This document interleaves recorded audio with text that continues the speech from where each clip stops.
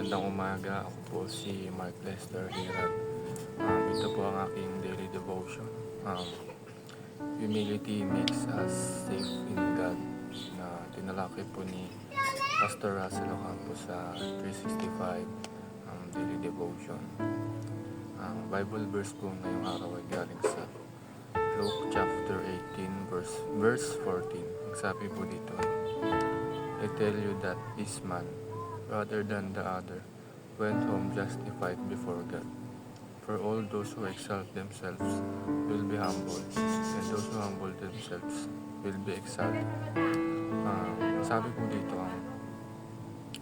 lahat po ng nagmamataas ay binababa ng Diyos, at kung sino daw po ang nagpapakumbaba ay siyang itataas ng Diyos.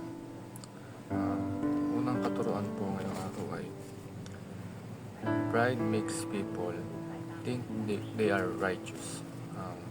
Ang kayabangan o mataas na pride ay nagiging sanhi ng tao na isipin nila na sila ay laging tama, sila ay matuwid, at naisip nila na mas mataas sila sa iba, at hindi nila binababa ang kanilang sarili sa iba, at nawawala ang kanilang kakayahan na makita ang mga kamalian nila, at tingin nila sa sarili nila na hindi sila pwedeng magkamali at hindi sila nagpapakumbaba.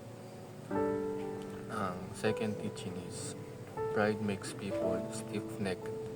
Ang kayabangan ay nagiging dahilan upang maging matigas ang ulo ng isang tao, at kapag tayo ay may mataas na pride, madalas ay hindi tayo nakikinig sa iba, at o tumatanggap ng mga pagkakamali, o pag nagkamali tayo ay hindi tayo tinatanggap yung pag tiyatama tayo ay hindi natin ito tinatanggap.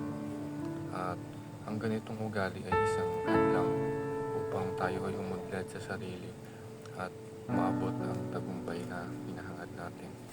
Kaya dapat ay marunong tayong magpakumbaba, may humility tayo lagi sa lahat ng oras.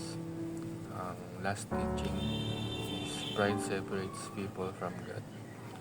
Kung ang isang tao ay mataas ang pride, ito ang dulot ng pagkahiwalay natin sa Diyos. Dahil ang pride ay naghahanap sa tao upang tanggapin o makilala ang Panginoon.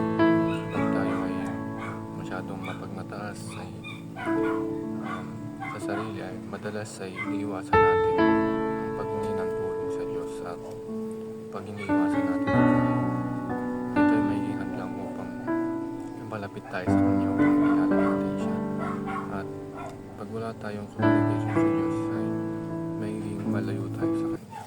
Ang realizations ko sa devotion niya ay lagi tayo magpakumbaba, at tanggapin natin ang ating mga pagkakamali, at matuto tayong tumanggap ng pag tinatama tayo, at tanggapin natin ito. Upang makilala natin ang Diyos ay kailangan natin mapagkumbaba. Lamang po.